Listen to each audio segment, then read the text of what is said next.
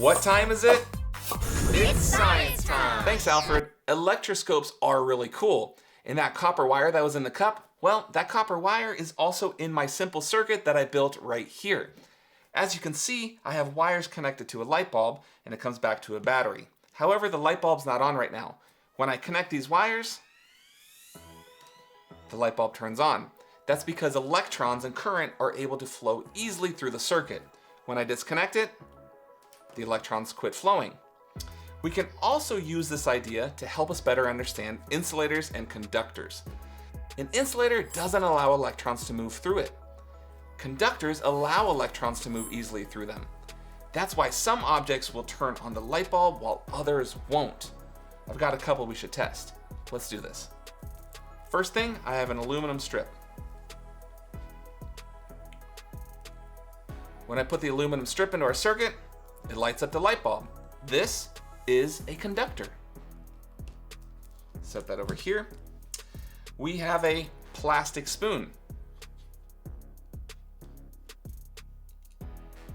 When I put the plastic spoon into the circuit, the light bulb does not light up. This tells us that the spoon is an insulator. I've got a metal spoon. When I put the metal spoon into the circuit, the light bulb lights up again. Tells me that this spoon here is a conductor. All right, I've got a couple more. I've got an iron nail.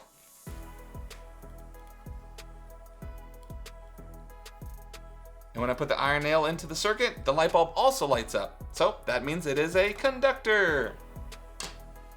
Then I have a copper wire here that has some insulation on the outside. Oh, did you hear what I just said? All right, so I've got the wire here. I'm gonna put the wire on there. I'm gonna connect that, and it lights up the bulb. But if I take and put the alligator clip on the insulator on the outside part of the wire, the rubber part, it doesn't light up the light bulb. So this wire has an insulator with a conductor inside of it.